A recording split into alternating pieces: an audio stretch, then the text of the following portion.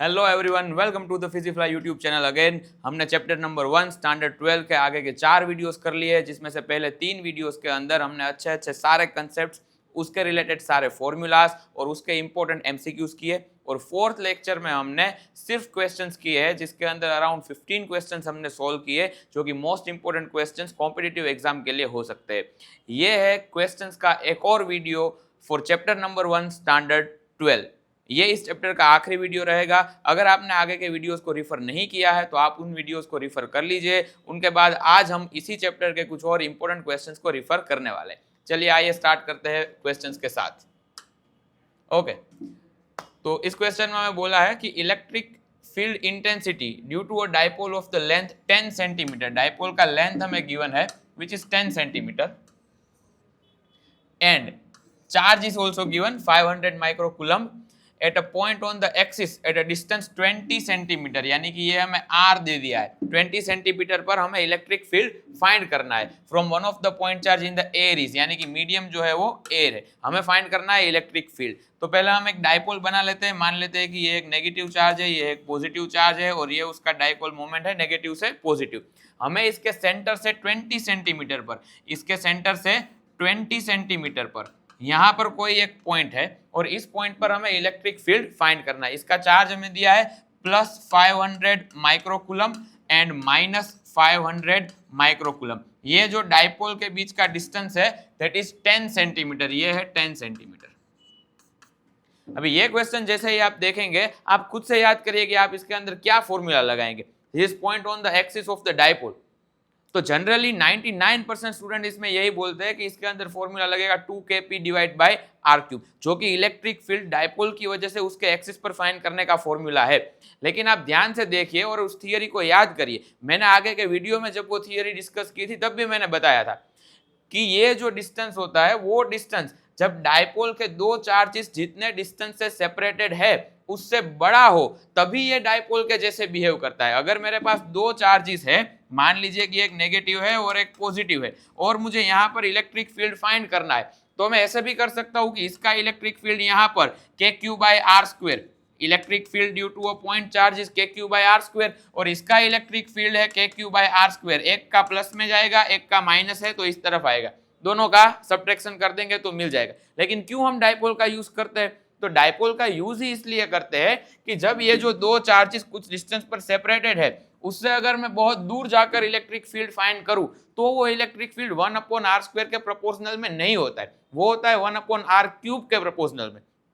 और तभी जाके हमारे डाइपोल के फॉर्मूलाज निकल कर आते हैं 2kp by R cube for axis and kp by R cube for the equatorial line. लेकिन ये फॉर्मूला कब वैलिड है? आपने थियरी में भी लिखा होगा, ऐसा कुछ लिखा होगा कि जिस डिस्टेंस पर हम फाइंड कर रहे हैं which is very very very greater than d, अगर ये डिस्टेंस है तो ही आपका formula 2kp by R cube और kp बाय आर क्यूब आएगा। इसमें अगर आप वो फॉर्मूला लगा दोगे तो आंसर सही नहीं आएगा। ये बहुत ज्यादा डिस्टेंस इससे नहीं है तो हमें इसमें डाइपोल का फॉर्मूला यूज नहीं करना है, हमें इसमें सिंपली इलेक्ट्रिक फील्ड का ही फॉर्मूला यूज करना है।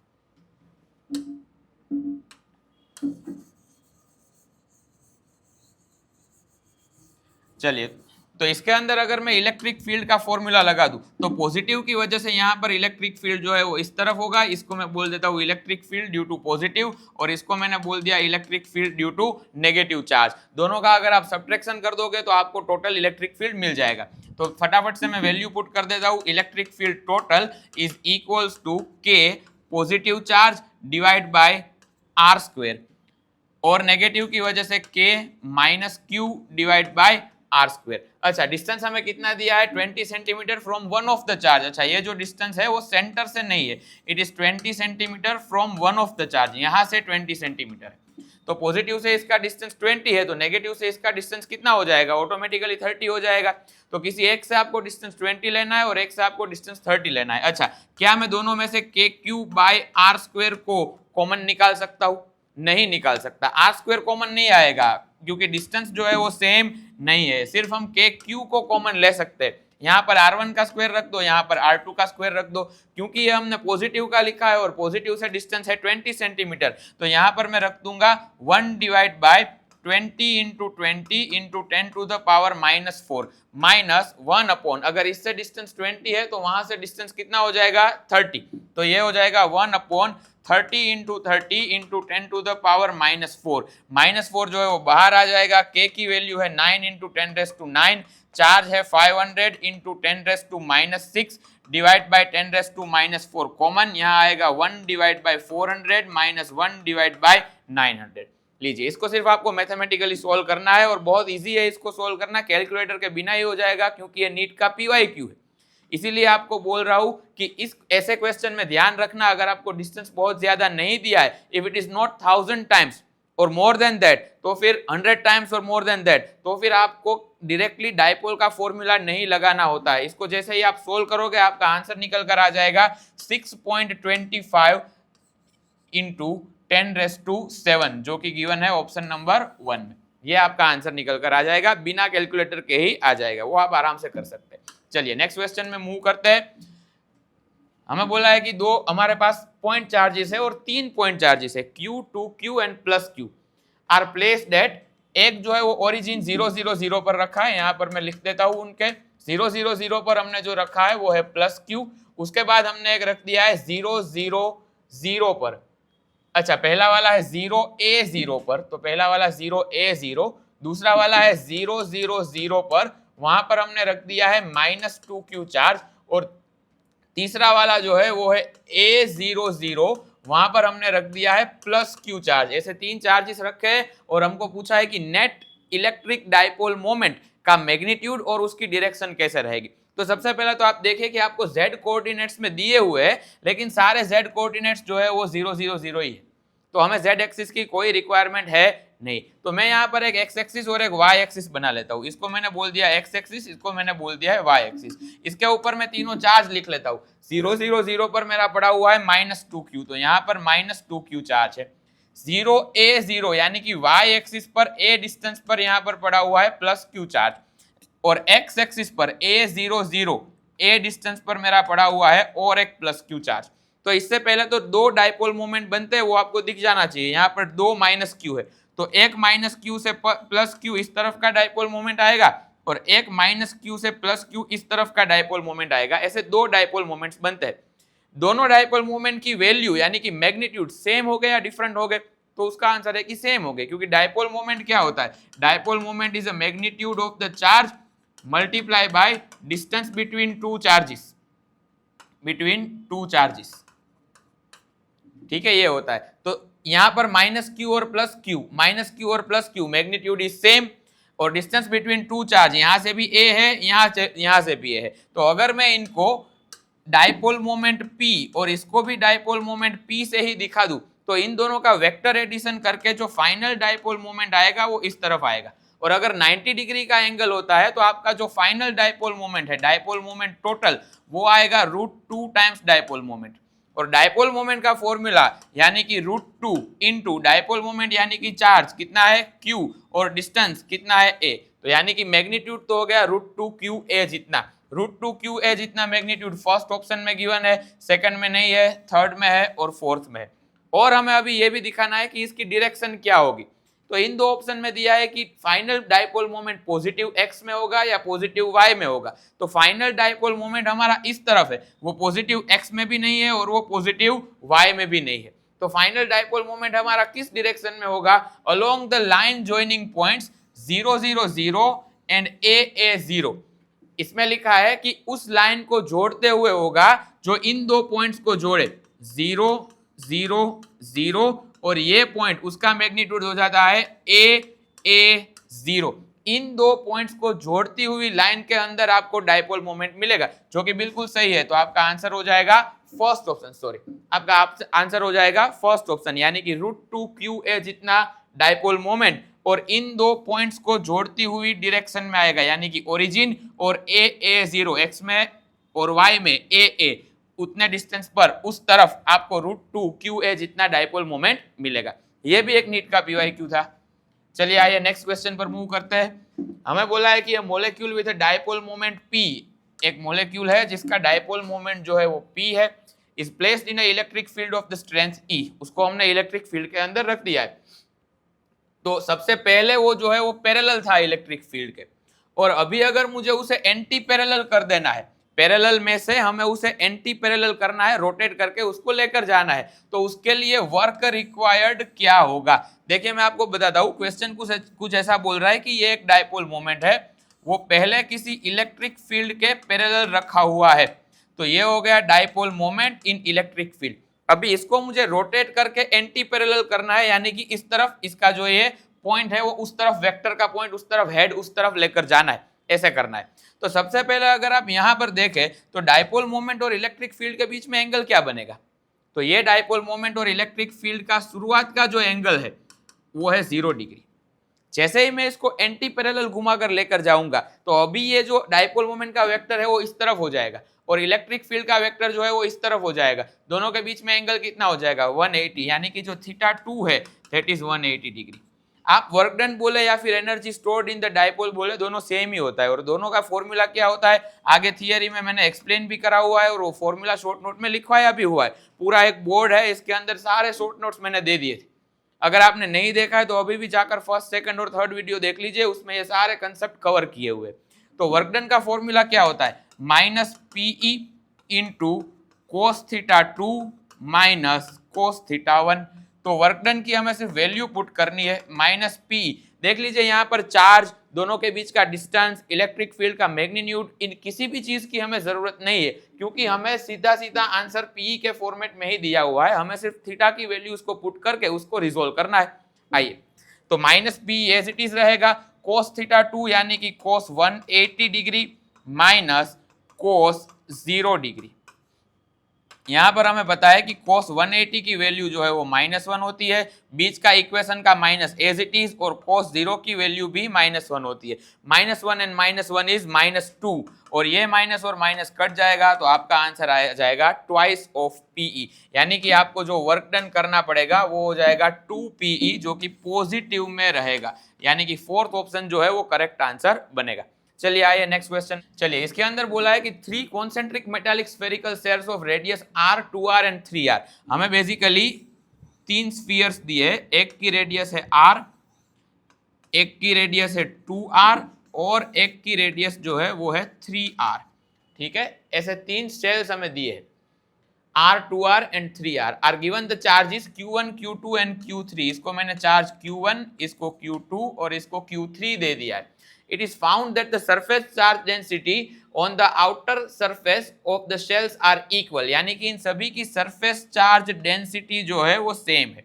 इसमें भले ही कॉन्सेंट्रिक दिया हो, लेकिन जब भी आप चार्ज टोटल फाइंड करते हैं तो आप इंडक्शन को कंसीडर नहीं करेंगे तो भी चलेगा, तो इसको आप कॉन्सेंट्रिक नहीं भी लेकर चलेंगे तो भी इट इज फाइन। ठीक है, तो हमने ऐसे ही कर दिया है ताकि आपको समझने में आसानी रहे। इन सभी के ऊपर चार्ज डेंसिटी जो है वो सिग्मा है। Then the ratio of the charge is given Q1 जेम Q2 जेम Q3। इन सभी को कितना कितना चार्ज दिया है वो हमें फाइंड करना है। तो सबसे पहले अगर मैं चार्ज डेंसिटी का फॉर्मूला लिख दूं तो सबसे पहले ये समझ लीजिए कि इसमें एक मेटालिक स्फीयर दिया है, यानी कि ये कंडक्टिंग स्फीयर है। तो अगर ये होलो है या फिर सॉलिड है, चार्ज सिर्फ सरफेस के ऊपर ही रहने वाला है। तो मैं इसकी सरफेस चार्ज डेंसिटी सिग्मा का अगर फॉर्मूला लिख दूं तो मैं ये लिख सकता हूं कि sigma is equals to total charge divide by area, यानी कि total charge divide by 4 pi r square. ये है सिग्मा की वैल्यू। तो आपको ये दिया है क्वेश्चन में कि तीनों का जो सिग्मा है वो सेम है, चार्ज डेंसिटी इज सेम, यानी कि sigma 1 is equals to sigma 2 is equals to sigma 3। उसका मतलब कि Q1 divide by 4 pi R1 का square is equals to Q2 divide by 4 pi R2 का square is equals to Q3 divide by 4 pi R3 का square. Q1 divide by 4 पाई, उसका answer आ जाएगा R square is equals to Q2 divide by 4 pi. R2 की radius है 2R का अगर आप स्क्वायर करोगे तो वो हो जाएगा 4R square. Q3 divide by 4 pi, R3 की रेडियस है 3R का स्क्वायर हो जाएगा 9R स्क्वायर। तो ये बचाएगा Q1 divide by R square is equals to Q2 divide by 4 pi से 4 पाई कैंसल, यहाँ पर आएगा 4R square is equals to Q3 divide by 9R square. ये आपको मिला है। अभी आप इसमें से किसी भी दो को मैच कर दीजिए तो आपको उन दो का रेशियो मिल जाएगा। यानी कि मान लीजिए अगर मैं इन दोनों को मैच कर दूं, सबसे पहले तो R स्क्वायर जो है वो ऐसे ही कैंसिल हो रहा है। अगर मैं इनको मैच कर दूं तो ये आएगा Q1 is equals to Q2/4, यानी कि Q1 divide by Q2 is equals to 1/4। तो Q1 और Q2 का रेशियो 1/4 है। वैसे भी आपको एक ही ऑप्शन में गिवन है, और भी ऑप्शन हम चेक कर लेते हैं कि उसमें क्या आएगा। किसी भी दो और को मैच कर दीजिए, मान लीजिए कि मैं Q2 और Q3 को मैच कर दूं तो यह आएगा Q2 divide by 4 is equals to Q3 divide by 9, यानी कि Q2 divide by Q3 is equals to 4/9। ये रहा 4/9। तो आपका करेक्ट आंसर कौन सा बन जाएगा? Third option. अच्छा, इसका अगर आपको स्क्रीनशॉट लेना है तो ले लीजिए। इसमें एक और चीज है, जैसे हम इसको सोल्व कर सकते हैं, और हम कैसे इसको सोल्व कर सकते हैं तो मैं यहां पर लिख रहा हूं। आप सीधा सीधा ये भी समझ सकते हैं यहां से कि सिग्मा और आर स्क्वेयर दोनों एक दूसरे के कैसे प्रोपोर्शनल में है? इनवर्सली प्रोपोर्शनल में। और चार्ज और आर स्क्वेयर कैसे प्रोपोर्शनल में रहेंगे? क्योंकि यहां पर क्वेश्चन में हमें गिवन है कि sigma is constant, 4 is constant, pi is constant. तो अगर आर स्क्वेयर को मैं सामने जाने दूं तो ये हो जाएगा Q is directly proportional to R square, सीधा सीधा। तो अगर Q is directly proportional to R square है तो मैं लिख सकता हूं कि Q1 जेम Q2 जेम Q3 is equals to R1 का स्क्वायर जेम R2 का स्क्वायर जेम R3 का स्क्वायर। R1 आपको दिया है R के जितना तो R स्क्वायर, R2 है 2R तो वो हो जाएगा 4R स्क्वायर, R3 है 3R तो वो हो जाएगा 9R square. R square R square R square cancel, सीधा आपका रेशियो निकल के आ जाएगा 1:4:9। ठीक है, चलिए ये हो गया आपका करेक्ट आंसर। नेक्स्ट क्वेश्चन पर मूव करते हैं हम।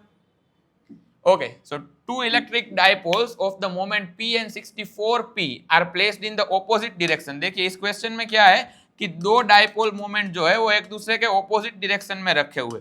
तो यहां पर मैं एक डाइपोल मोमेंट रख देता हूं, इसका मैग्नीट्यूड है P, और यहां पर मैं एक और डाइपोल मोमेंट रख देता हूं, इसका मैग्नीट्यूड है 64P। कंसेप्ट इस क्वेश्चन का बहुत अच्छा है, इसको ध्यान से सुनिएगा, और अगर आपने कंसेप्ट समझ लिया तो सॉल्यूशन बहुत आसानी से हो सकता है। चलिए आइए, ऐसे दो डाइपोल मोमेंट्स है, ठीक है, और आपको बोला है कि इन दोनों को ऑपोजिट डायरेक्शन में रखा है, तो हमने वैसे ही रख दिया है, और एक दूसरे से 25 सेंटीमीटर की दूरी पर है। तो दोनों के सेंटर से सेंटर का जो डिस्टेंस है वो हम ले लेते हैं 25 सेंटीमीटर। उसके बाद आपको बोला है कि दोनों के बीच में the electric field will be zero eight a point between the dipoles, और उसका डिस्टेंस P से कितना होगा? इस P वाले से कितने डिस्टेंस पर टोटल इलेक्ट्रिक फील्ड जो है वो जीरो हो जाएगा। चलिए तो हम देखते हैं कि मान लीजिए कि यहां पर दोनों का अगर इलेक्ट्रिक फील्ड जीरो हो जाए फॉर एग्जांपल, तो हमें पता नहीं है कि वो डिस्टेंस कितना होगा।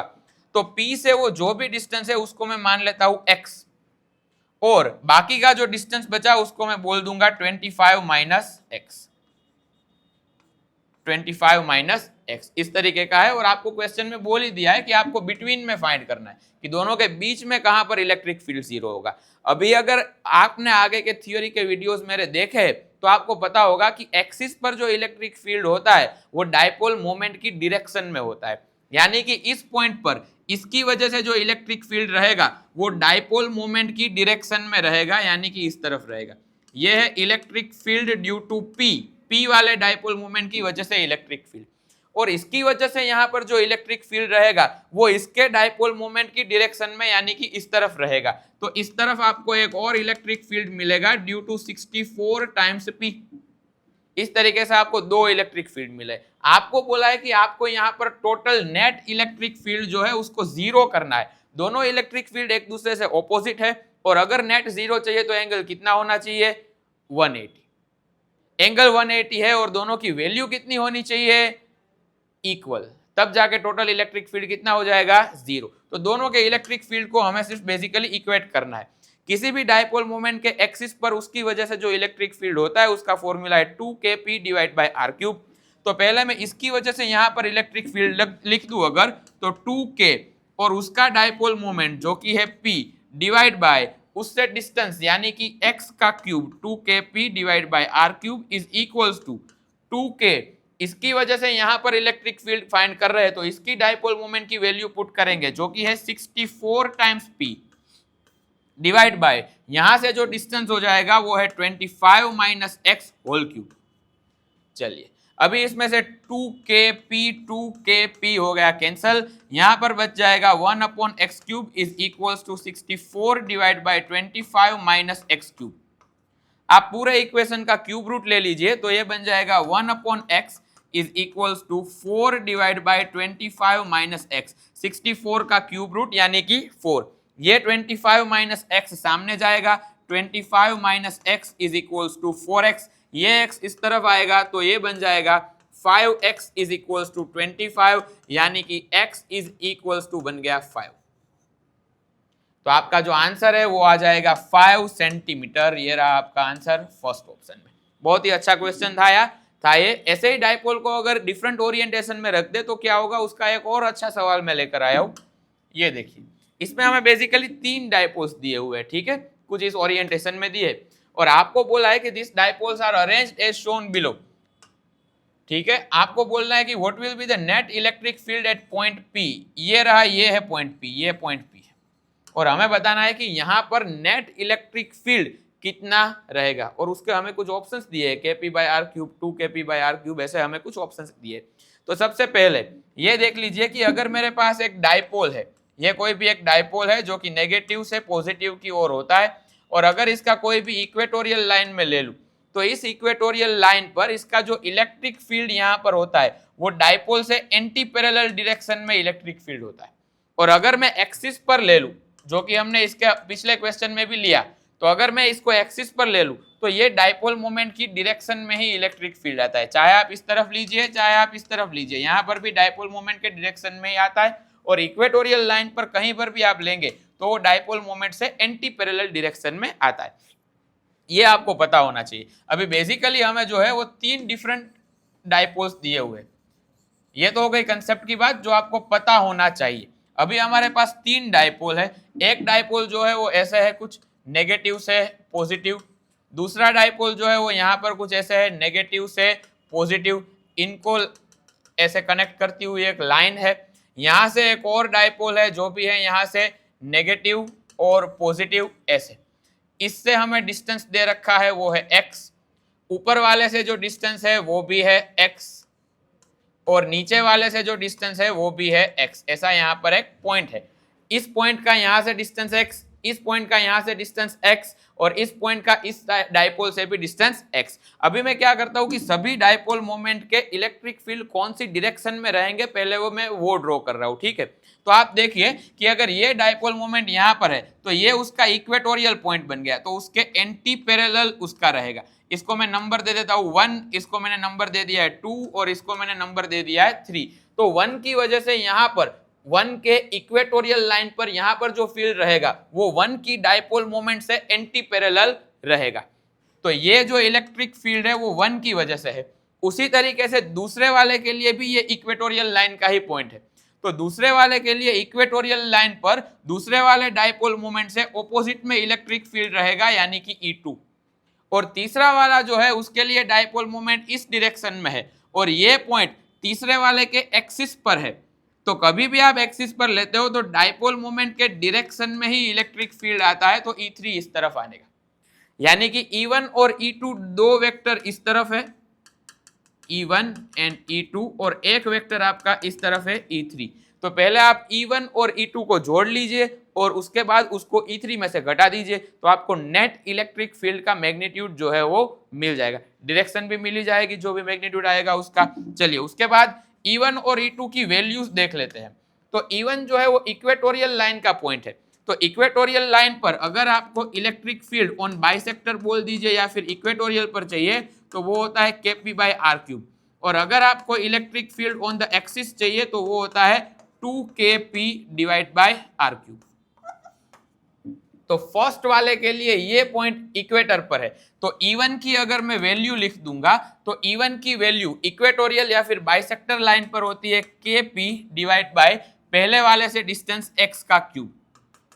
E2 के लिए भी ये पॉइंट बाइसेक्टर या फिर इक्वेटोरियल लाइन पर है, तो उसकी वजह से भी ये हो जाएगा kp/x का क्यूब।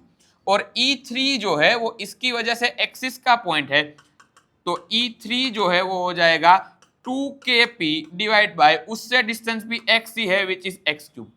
अभी आप E1 और E2 को जोड़ दीजिए, यानी कि इन दोनों को जोड़ दीजिए क्योंकि दोनों सेम डायरेक्शन में है, तो वो हो जाएगा 2kp/x³, और उसमें से E3 को घटा दीजिए वो भी है 2kp/x³, दोनों ऑपोजिट डायरेक्शन में, तो आपका जो टोटल नेट इलेक्ट्रिक फील्ड बचेगा वो कितना बचेगा? 0। तो इसका आंसर आ जाएगा 0 इलेक्ट्रिक फील्ड। चलिए इसका स्क्रीनशॉट लेना है तो ले लीजिए। हम आगे बढ़ते हैं नेक्स्ट क्वेश्चन। चलिए, if an insulated non conducting sphere, सबसे पहले तो ये देखिए कि एक नॉन कंडक्टिंग स्फीयर हमको दिया है of radius r charged by the density rho and the electric field at a distance r from the center of the sphere। चलिए, अगर मेरे पास एक नॉन कंडक्टिंग सॉलिड स्फीयर है तो उसमें चार्ज अंदर की ओर भी रहेगा। मैं मान लेता हूं कि इसकी जो रेडियस है वो मैंने कैपिटल R ले ली है, और आपको बोला है कि किसी भी एक r डिस्टेंस पर सेंटर से जो कि रेडियस से अंदर रहेगा, यानी कि हमें यहां कहीं पर इलेक्ट्रिक फील्ड फाइंड करना है जो कि है इनसाइड का पॉइंट। ठीक है, अगर आपको फॉर्मूलाज नहीं पता है तो मैं सारे बता देता हूं, वैसे आगे थियरी में और शॉर्ट नोट्स में करवाए हुए हैं। इलेक्ट्रिक फील्ड आउटसाइड जो होता है वो होता है KQ divide by small r square. जिस भी डिस्टेंस पर आप फाइंड कर रहे हैं सेंटर से बाहर जो भी डिस्टेंस है वो डिस्टेंस रखना होता है। अगर आपको इलेक्ट्रिक फील्ड सरफेस पर पूछा जाए तो आपको लिखना होता है KQ divide by capital R square. और अगर आपको इलेक्ट्रिक फील्ड इनसाइड पूछा जाए, ये सिर्फ किसकी बात है? जब नॉन कंडक्टिंग सॉलिड स्फीयर होता है उसकी बात है, तो उसमें आता है KQ multiply by small r divide by capital R³। ऐसे फॉर्मूलाज इसके बनते। चलिए, अगर ये आपको कंडक्टिंग दिया होगा तो अंदर का इलेक्ट्रिक फील्ड 0 हो जाएगा, होलो दिया होगा तो भी अंदर का इलेक्ट्रिक फील्ड 0 हो जाएगा। चलिए, अभी तो हमारे पास ये इनसाइड का पॉइंट है, वो तो हम सभी को पता है, at distance small r find करना है, तो मैं इलेक्ट्रिक फील्ड की वैल्यू रख देता हूं KQ small r divide by capital R³। लेकिन अगर आप ऑप्शन को ध्यान से देखें तो यहाँ पर किसी में भी चार्ज दिया नहीं है, हमें ये डेंसिटी के फॉर्मेट में दिया है, रो सभी में दिया है, और रो जो है वो डेंसिटी है, it is already given in the question. तो मैं क्या करूंगा, मैं Q को थोड़ा सा कन्वर्ट कर लेता हूं रो के फॉर्मेट में। तो अगर मेरे पास वॉल्यूमेट्रिक चार्ज डेंसिटी है तो वॉल्यूमेट्रिक चार्ज डेंसिटी होती है चार्ज डिवाइड बाय वॉल्यूम, यानी कि volumetric charge density is charge divide bye 4/3 pi R³। यहाँ पर कैपिटल R रहना है, पूरे स्फीयर के ऊपर चार्ज जो है वो फैला हुआ है, तो उस पूरे स्फीयर की रेडियस हमें लेनी है। उसका मतलब कि यहाँ से Q की वैल्यू निकल कर आ जाती है rho into 4/3 pi R³। Q की वैल्यू हमें सिर्फ पुट करनी है। आइए, तो electric field is equals to, यहां से बन गया KR divide by R³ into Q में रख रहा हूं रो इंटू 4/3 पाई R³, और K की वैल्यू जो है वो है 1/4 पाई epsilon not small r divide by R³ into rho into 4/3 pi R³। देखिए क्या क्या चीजें कैंसिल हो रही है, तो जो कैंसिल हो रहा है वो है 4 पाई से 4 पाई कैंसिल हो जाएगा। उसके बाद आपका R³ से R³ भी कैंसिल हो जाएगा, तो आपका जो इलेक्ट्रिक फील्ड बचेगा वो बन जाएगा E इज इक्वल्स टू, ऊपर बचेगा रो r, नीचे बचेगा 3 टाइम्स एप्सिलॉन नॉट। ध्यान रखिए कि यहाँ पर जो r बचता है वो स्मॉल r बचता है, जो हमने प्रोपोर्शनलिटी में ये वाला जो डिस्टेंस रखा है जहां पर हम इलेक्ट्रिक फील्ड फाइंड कर रहे हैं वो वाला डिस्टेंस बचता है, क्योंकि वॉल्यूम में R³ और इक्वेशन में डिवाइड बाय R³ है, वो दोनों एक दूसरे से कैंसल आउट हो जाएंगे। तो आपका आंसर हो जाएगा रो r/3 epsilon not, which is again given in the option number 3। Screenshot ले लीजिए अगर आपको इसका लेना है। चलिए आइए हम नेक्स्ट क्वेश्चन पर मूव करते हैं। Total electric flux coming out of a unit positive charge. अगर मेरे पास एक यूनिट पॉजिटिव चार्ज है, यूनिट पॉजिटिव चार्ज का मतलब है कि 1 कूलम का चार्ज, तो इसमें से कितना टोटल फ्लक्स बाहर आता है। और अगर मुझे टोटल फ्लक्स फाइंड करना है, मान लीजिए कि ये कोई यूनिट पॉजिटिव चार्ज है, तो अगर मुझे उसका टोटल फ्लक्स फाइंड करना है तो उसके आसपास मैं एक गॉसियन सरफेस कंसीडर कर लेता हूं, और इसमें से जितना भी फ्लक्स बाहर निकलेगा वो सारा के सारा इसी क्लोज सरफेस में से बाहर निकलेगा। तो मैं बोल दूंगा सबसे पहले मैं इसका क्लोज सरफेस से अटैच्ड फ्लक्स फाइंड कर लूंगा, और क्लोज सरफेस से अटैच फ्लक्स फाइंड करने के बाद मैं बोल दूंगा कि यही टोटल फ्लक्स है जो पॉजिटिव चार्ज से बाहर निकल रहा है। और हम सभी को पता है कि अगर किसी भी क्लोज सरफेस से अटैच्ड फ्लक्स मुझे फाइंड करना है तो वो फ्लक्स कितने टाइम्स होता है। So according to the Gauss law it is Q inside divide by epsilon naught. Q inside अभी हमारा कितना है 1 कूलम, सो इट बिकम्स 1/एप्सिलॉन नॉट। तो आंसर बन जाएगा एप्सिलॉन नॉट इनवर्स। बहुत ही सिंपल सा क्वेश्चन था, लेकिन ऐसे क्वेश्चन कई बार ट्रिकी हो जाते हैं जब आपको एग्जाम के प्रेशर में ऐसे क्वेश्चंस मिलते हैं, तो उस मोमेंट पर हम सोच नहीं सकते, तो हमें प्रेजेंस ऑफ माइंड वहीं पर ही रखना है, क्वेश्चन को बहुत रिलैक्स मोड से देखना है, तो आपकी सॉल्विंग एबिलिटी जो है वो इंक्रीज हो जाएगी। चलिए आइए नेक्स्ट क्वेश्चन पर मूव करते हैं। If the electric flux entering and living and enclosed surface respectively, ये भी मैंने आगे बताया हुआ है थियरी में कि अगर आपको बोले कि एंटरिंग फ्लक्स है, एंटरिंग फ्लक्स, तो एंटरिंग फ्लक्स जो है उसको हम नेगेटिव लेते हैं, तो आपको यहां पर बोला है कि entering and leaving is φ1 and φ2, तो एंटरिंग जो है वो φ1 है, तो φ1 जो होगा वो नेगेटिव आ जाएगा, और लिविंग जो है यानी कि जो बाहर निकल रहा है, वो लिविंग फ्लक्स जो भी होता है, फ्लक्स आउटसाइड जो भी होता है, उसको हम प्लस लिखते हैं। और उसके बाद बोला है कि the electric charge inside the surface कितना हो जाएगा। आपको दोनों फ्लक्स दे दिए, आपको क्या करना है कि टोटल फ्लक्स जो नेट फ्लक्स होता है that is Q inside divide by epsilon naught. तो आपको ये पता होना चाहिए कि टोटल फ्लक्स में एंटरिंग और लिविंग फ्लक्स का सब्ट्रैक्शन किया जाता है, तो यहां पर आएगा φ2 positive φ1 negative is equals to q inside divide by epsilon naught। उसका मतलब कि q inside is equals to φ2 minus φ1 multiply by epsilon naught। चलिए ये हो गया आपका आंसर। कौन से ऑप्शन इसमें से मैच हो रहा है? ये रहा, सेकंड ऑप्शन मैच हो रहा है, तो second option is your correct answer. Next question में हमें बोला है कि गॉसियन सरफेस दी हुई है, डायग्राम थोड़ा सा मेस्ड अप हो चुका है, लेकिन मैंने यहाँ पर फिर से ड्रॉ कर दिया है आपके लिए। ओके, तो हमें क्वेश्चन में ये बोला है कि दो सरफेसेस है ए और बी, उसके अंदर कुछ कुछ चार्जेस है, जिसमें से Q1 और Q2 चार्ज जो है वो यहाँ पर रखा है और Q3 चार्ज यहाँ पर रखा है, और हमें टोटल फ्लक्स निकाल रहा है जो कि ए सरफेस में से बाहर निकल रहा हो। Q3 के ऊपर जो मैंने राउंड किया है उसको मैं निकाल देता हूँ, ये लीजिए, ठीक है। और हमें टोटल फ्लक्स फाइंड करना है जो कि ए सरफेस में से बाहर निकले। ये सरफेस बी है, ये सरफेस ए है, तो अंदर जो भी चार्ज Q1 है Q2 है उसकी वजह से भी यहाँ से फ्लक्स बाहर तो जाएगा ही, और जो Q3 है उसकी वजह से भी फ्लक्स बाहर तो जाएगा ही, तो हमें तो टोटल फ्लक्स निकालना है, total charge upon epsilon naught. So flux total is equals to Q inside divide by epsilon naught. Total charge हम गिन लेते हैं, ये -14 नेगेटिव है, -56 भी नेगेटिव है, -14 और -56 कितना हो जाएगा? -70, प्लस हमें जो चार्ज दिया है वो है 78.85 प्लस चार्ज, और डिवाइड बाय एप्सिलॉन नॉट है 8.85 इंटू 10⁻⁻12। और इन सभी चार्ज की वजह से, क्योंकि ये नैनो कूलम में गिवन है, तो इसका मैं एक लिख देता हूं -10⁻⁹। इसका आप जैसे ही सब्ट्रैक्शन करेंगे आपका आंसर 78 - 70 यानी कि 8.85 इंटू 10⁻12 इंटू 10⁻⁹।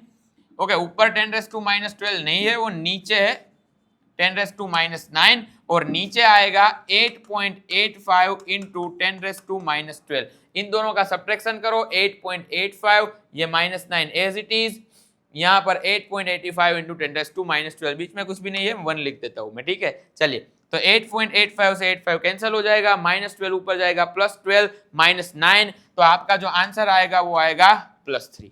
तो 10⁻3, अच्छा 10⁻3 अभी दो ऑप्शंस में गिवन है, तो आपको ठीक से यूनिट पता होना चाहिए। फ्लक्स का फॉर्मूला क्या है? Flux is equals to electric field into area. Cos theta तो बेसिकली डायमेंशन लेस है, तो उसका मैं अभी कुछ नहीं लिख रहा हूं। तो flux is equals to electric field का यूनिट क्या होता है? वो है न्यूटन पर कूलम, और इसका है मीटर स्क्वायर। तो कूलम -1 होना चाहिए और मीटर स्क्वायर होना चाहिए। ये रहा कूलम -1 और मीटर स्क्वायर, यानी कि आपका जो आंसर है वो बन जाएगा फर्स्ट ऑप्शन 10⁻3। चलिए नेक्स्ट क्वेश्चन में मूव करते हैं। The electric field in a certain region is acting radially outwards and the electric field is A into A। Electric field की वैल्यू हमें गिवन है which is capital A into small a।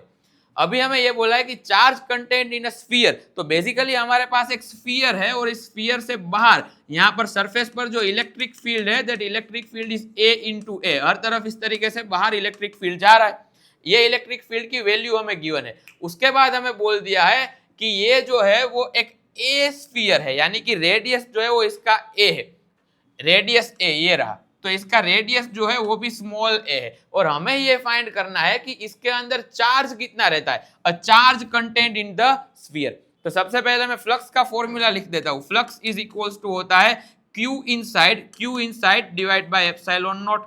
तो flux is equals to, अच्छा यहां पर अगर मैं flux की वैल्यू पुट कर दूं तो फ्लक्स इज इक्वल्स टू होता है E into area. Cos theta लिखने की जरूरत नहीं है क्योंकि स्फीयर में हमें पता है कि सरफेस से परपेंडिकुलर इलेक्ट्रिक फील्ड जाता है और उसका एरिया वेक्टर भी सरफेस के परपेंडिकुलर होता है, तो दोनों के बीच का एंगल है 0, cos 0 इज 1, उसकी कोई जरूरत नहीं है। तो EA is equals to Q inside by epsilon naught. E की वैल्यू कितनी है? अच्छा E की वैल्यू है capital A small a। Area, sphere का एरिया क्या होता है 4 पाई आर स्क्वायर, तो 4 पाई आर स्क्वायर यानी कि रेडियस का स्क्वायर, वो भी a ही दे रखा है, इज इक्वल्स टू हो जाएगा Q inside divide by epsilon naught.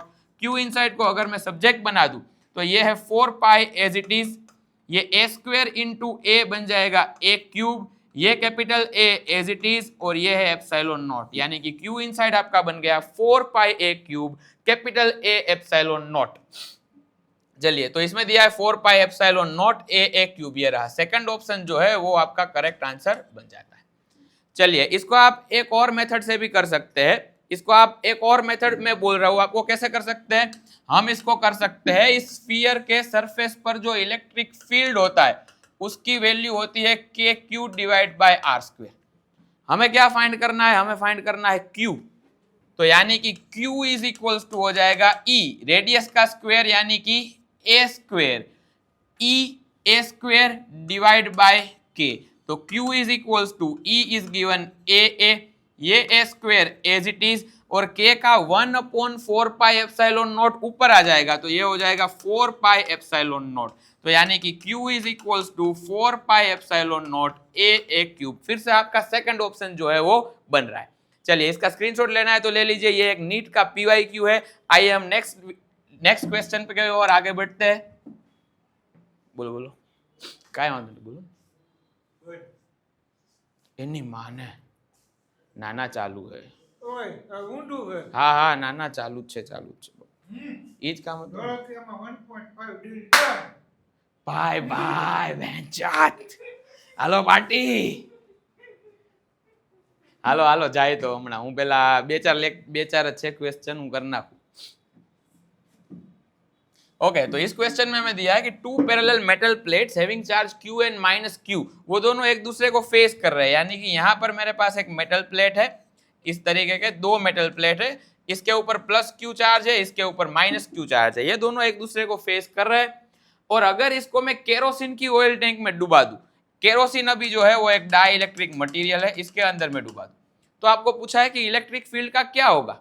तो जैसे ही आप इन दो प्लेट्स को इसके बीच में डालेंगे तो इलेक्ट्रिक फील्ड क्या हो जाता है, इलेक्ट्रिक फील्ड जो है वो इंक्रीज हो जाता है। डाई इलेक्ट्रिक मटेरियल ऐड करने की वजह से यहाँ पर, अच्छा हमें इलेक्ट्रिक फील्ड पूछा है, ओके तो इलेक्ट्रिक फील्ड जो है वो डिक्रीज हो जाता है, माय बैड, इलेक्ट्रिक फील्ड जो है वो डिक्रीज हो जाएगा और उसकी वजह से कैपेसिटेंस जो है वो इंक्रीज हो जाता है। ये कंसेप्ट आपको सेकंड चैप्टर में भी आता है।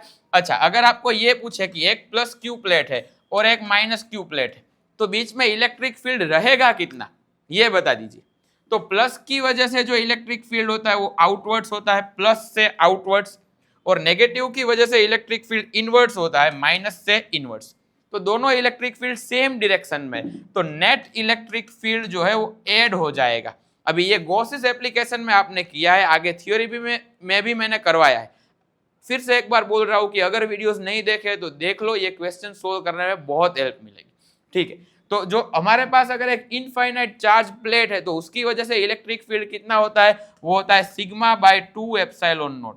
दूसरे प्लेट की वजह से होगा सिग्मा बाय 2 एप्सिलॉन नॉट, दोनों ऐड होगा क्योंकि दोनों सेम डायरेक्शन में, तो ये हो गया twice sigma bye 2 epsilon not, यानी कि इलेक्ट्रिक फील्ड आ जाएगा sigma divide by epsilon not. हालांकि ये क्वेश्चन अभी हमें पूछा नहीं है, लेकिन यही सेम कंसेप्ट के आगे जाके कैपेसिटर भी बन जाते हैं। यही सेम चीज आपका कैपेसिटर बन जाएगा और उस कैपेसिटर के बीच में आप डाई इलेक्ट्रिक मटेरियल ऐड करोगे तो इलेक्ट्रिक फील्ड डिक्रीज होगा और कैपेसिटेंस इंक्रीज होगा। आइए नेक्स्ट क्वेश्चन की ओर बढ़ते हैं। An infinitely long thin wire हमें दिया है जिसकी एक चार्ज डेंसिटी है। अच्छा यहाँ पर थोड़ा सा प्रिंट मिस्टेक है, ये सेंटीमीटर इनवर्स नहीं है, ये है कूलम्ब इनटू मीटर इनवर्स। यहाँ पर मैं नीचे लिख देता हूँ, charge density is 1/3 coulomb into metre inverse, ठीक है। And the magnitude of the electric intensity कौन से डिस्टेंस पर हमें फाइंड करनी है, 18 सेंटीमीटर पर हमें फाइंड करनी है, ठीक है। एप्सिलॉन नॉट की वैल्यू तो हमें वैसे भी पता ही। तो अगर मेरे पास एक इनफाइनाइटली लॉन्ग चार्ज वायर है और उसकी वजह से मुझे r डिस्टेंस पर इलेक्ट्रिक फील्ड चाहिए, तो इसका जो फॉर्मूला है वो है 2k lambda divide by r, यानी कि 2 इंटू 9 इंटू 10⁻⁹ इंटू लैम्बडा है 1/3 डिवाइड बाय r डिस्टेंस वो है 18 सेंटीमीटर, यानी कि 18 इंटू 10⁻⁻²। तो ये 9 to 18 और 18 कैंसिल हो जाएंगे। उसके बाद 1/3 जो है उसका 0.33 बचेगा, ये -2 ऊपर जाएगा तो उसका बन जाएगा +2, यानी कि 10⁻11 यूनिट आ जाएगा न्यूटन पर coulomb, which is given in the option number 1। 0.33 into 10⁻11 Newton पर कूलम। आइए नेक्स्ट क्वेश्चन में हम मूव करते हैं। हमें बोला है कि एक इनफाइनाइट चार्ज रोड है जिसकी डेंसिटी जो है वो प्लस लैम्बडा है और उसको आप एक क्यूब में कहीं भी रख सकते हो, लेकिन फ्लक्स कैसा होना चाहिए, मैक्सिमम फ्लक्स होना चाहिए। तो पहले अगर मैं यहां पर एक क्यूब बना लूं अच्छा सा,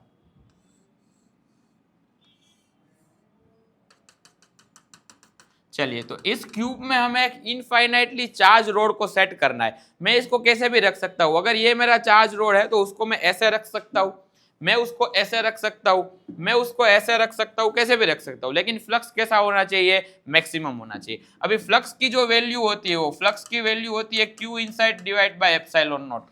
तो मुझे इस रोड को ऐसे रखना चाहिए जिसकी वजह से इसके अंदर मैक्सिमम चार्ज रहे। तो सारे साइड तो सेम ही है, L है, तो मैक्सिमम साइड कौन सा होगा, इसका बॉडी डायगोनल जो है वो मैक्सिमम साइड होगा। यानी कि अगर मैं एक रोड को ऐसे रख दूं, यहां से यहां पर ऐसे अगर मैं किसी रोड को इसमें सेट कर दूं जो कि पूरा पॉजिटिवली चार्ज है, तो इस रोड की सबसे ज्यादा लेंथ अंदर रहेगी, जिसकी वजह से सबसे ज्यादा चार्ज अंदर रहेगा और उसकी वजह से फ्लक्स जो है वो सबसे ज्यादा रहेगा। मुझे बेसिकली ये फाइंड करना होगा कि इस बॉडी डायगोनल की लेंथ क्या होती है। तो हम सभी को पता है कि बॉडी डायगोनल की लेंथ जो है वो √3 टाइम्स L होती है। तो अभी कितना रोड अंदर है, तो मैं लिख रहा हूं rod inside is equals to √3L। ये बहुत ही बेसिक है, आपने काइनेमेटिक्स में भी किया होगा, बॉडी डायगोनल जो है उसका √3L लेंथ होता है, तो √3L अंदर है। तो अंदर चार्ज कितना होगा, तो उसके लिए मैंने लिख लिया कि lambda is equals to charge upon length. तो charge is equals to lambda into, ये यहाँ पर जितनी भी लेंथ है इनसाइड वो लिखते हैं, लैम्बडा इंटू लेंथ इनसाइड। तो यानी कि चार्ज इनसाइड जो है वो हो जाएगा लैम्बडा इंटू लेंथ है √3 टाइम्स L। इतना चार्ज अंदर आ चुका है। तो मेरे पास फ्लक्स कितना हो जाएगा, तो फ्लक्स जो है वो हो जाएगा flux is equals to lambda √3L divide by epsilon naught. ये हो गया आपका आंसर। इसमें से जो भी वैल्यूज अगर आपको देकर रखी है तो वो आप इसमें डाल सकते हैं। मान लीजिए कि अगर रोड को मैंने ऐसे डाला होता, नीचे से ऊपर तक स्ट्रेट ऐसे, तो कितनी लेंथ उसकी अंदर रहती, तो उसकी लेंथ अंदर रहती L जितनी। तो आपका Q इनसाइड कितना आता, तब आपका Q इनसाइड आ जाता लैम्बडा इंटू L, और तब आपका फ्लक्स कितना आ जाता, फ्लक्स आ जाता lambda into L divide by epsilon naught, ये आ जाता। अभी बॉडी डायगोनल में जिसकी लेंथ जो है वो √3L होती है, तो मैंने वो लिख दिया है। ओके, तो इसी के साथ आज का लेक्चर हम करते हैं खत्म। नेक्स्ट लेक्चर से हम चैप्टर नंबर 2 स्टार्ट करेंगे, फिर से उसके सारे इंपॉर्टेंट कंसेप्ट देखेंगे, उसको हम समराइज करेंगे, फिर उसके इंपॉर्टेंट क्वेश्चंस, और लास्ट में फिर 1-2 ऐसे और लेक्चर जिसमें हम सारे अच्छे क्वेश्चंस को कवर कर लेंगे। अगर आप सारे कंसेप्ट को इसी तरीके से डिटेल में सीखना चाहते हैं, अपनी फिजिक्स को स्ट्रॉन्ग बनाना चाहते हैं, तो जुड़ जाइए फिजिप्लाई चैनल के साथ। हमारी चैनल सब्सक्राइब कर लीजिए, वीडियो को लाइक नहीं किया है तो कर लीजिए। हम भी मिलते हैं नेक्स्ट लेक्चर में। Thank you for watching.